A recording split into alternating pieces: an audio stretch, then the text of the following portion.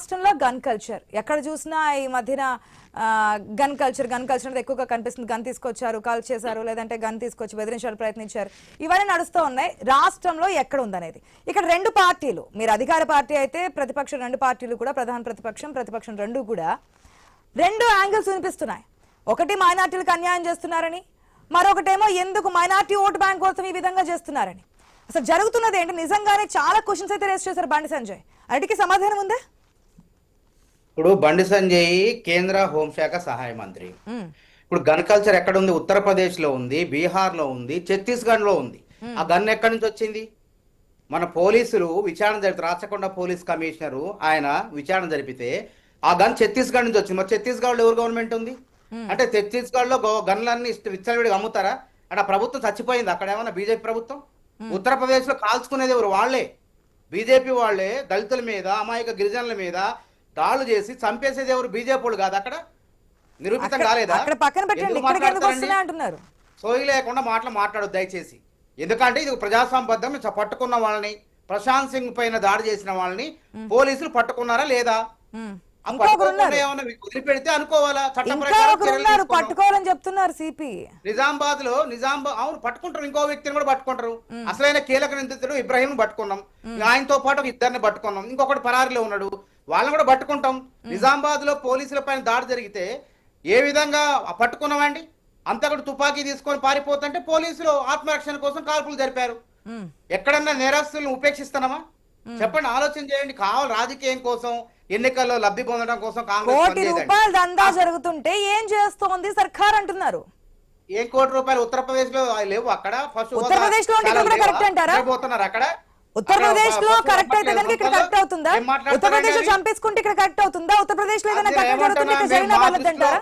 ఏదైనా కేసు వచ్చినంత వరకు పోలీసులు పరిరక్షిస్తున్నారు. ఫిర్యాదులు వస్తే చట్ట ప్రకారం చర్యలు తీసుకుంటున్నారు, గోవులు రక్షిస్తున్నారు. ముఖ్యమంత్రి గారు ఆలోచన కూడా ఈ దేశంలో వాళ్ళ పాలిత ముఖ్యమంత్రులకు కూడా రాలే గోవులను రక్షించాలని.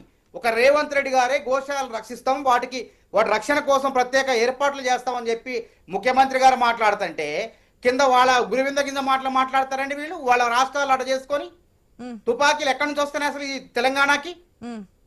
ఛత్తీస్గఢ్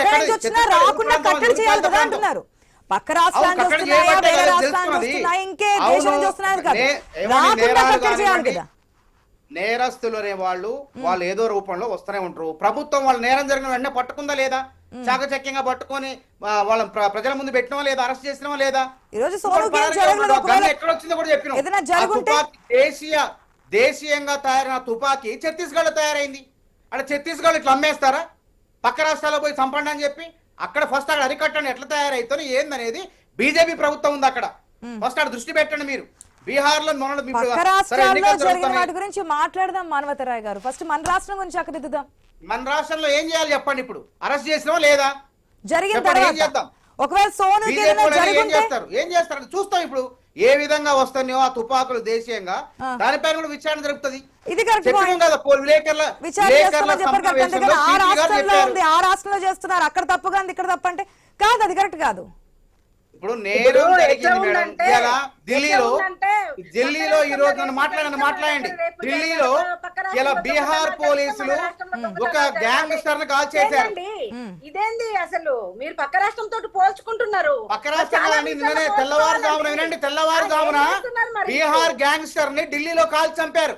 అర్థమైందా? నేరస్తులు అనే వాళ్ళు ఎక్కడైనా ఉంటారు, పోలీసు సమయం వచ్చినప్పుడు పట్టుకుంటారు. ఫస్ట్ బండి సంజయ్ గారిని ఆలోచన చేయమని కేంద్ర హోంశాఖ మంత్రి నిద్రపోతున్నా అంటున్నా. ఈ విధంగా గన్నులు తయారు చేస్తుంటే అమిత్ షా నిద్రపోతున్నా అంటున్నా.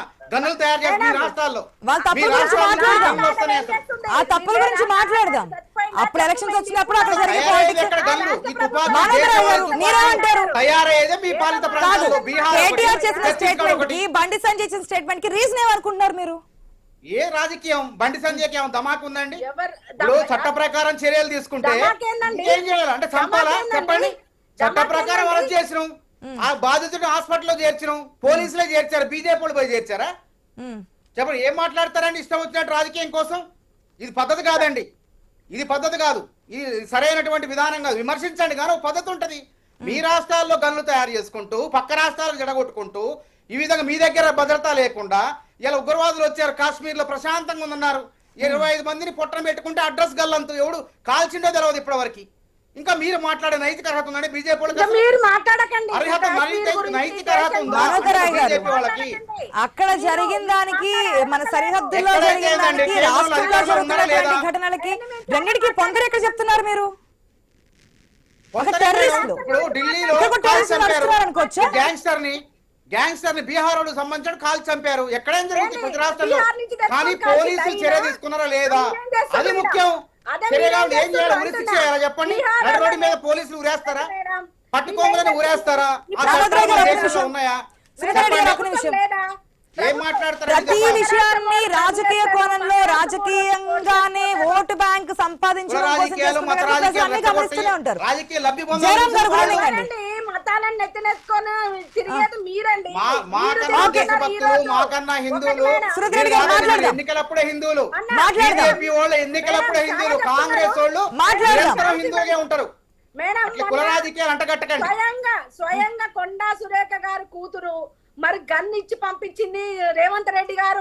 ఓకే, అది మీకు ఒక అర్థంగా మారింది. ఆ పార్టీలో జరిగినటువంటి స్వేచ్ఛ హక్కు కారణంగా మాట్లాడుతున్నటువంటి మాటలు బీజేపీకి బీఆర్ఎస్ కి ఆయుధాల కింద మారే. ఓకే ఓకే, ఒక్క నిమిషం, ఫిర్యాదు చేశారా? ఒక్క నిమిషం. ఎవరు ఆ సంఘటనలో చెప్పండి మీరు? ఎవరు చూసినా చెప్పమ్మా. ఆ గన్ను మీరు చూసారా? అరే గన్ను మీద ఎవరు తల మీద పెట్టారో వాళ్ళు ఫిర్యాదు చేయలేదు. ఎవరో ఏదో మాట్లాడని చెప్పి విచారణ జరపమంటే ఇది అర్ధరహితమేనా? ఆ గన్ను కూడా మీ ఛత్తీస్గఢ్ నుంచే వచ్చిందేమో. మీ ఛత్తీస్గఢ్ బీహార్ నుంచే వచ్చింది ఆ గన్ను. అరెస్ట్ చేయడానికి వచ్చిన వ్యక్తిని ఒక మంత్రి తన కారులో కూర్చోబెట్టుకొని తీసుకొని పోతే తన కూతురు ప్రెస్ స్టేట్మెంట్ పెట్టి రేవంత్ రెడ్డి గారు గన్నిచ్చి పంపించిండ్రు అని చెప్పినా కూడా దాని మీద ఎవరు ఖండించలేదు అంటే నిజమే కదా. మరి ఆ కేసులో మరి కొండా సురేఖ గారికి ఎఫ్ఐఆర్ చేసిండ్రా, ఆ కూతురు మీద ఎఫ్ఐఆర్ చేసిండ్రా, ఎవరి మీద ఎఫ్ఐఆర్ చేసిండ్రు? ఆ గన్ ఎక్కడి నుంచి ఫిర్యాదు ఎవరు చేశారు? మీరు చేశారా? ఫిర్యాదు మీరు చేశారా అంటున్నా. మీరు ఫిర్యాదు చేశారా?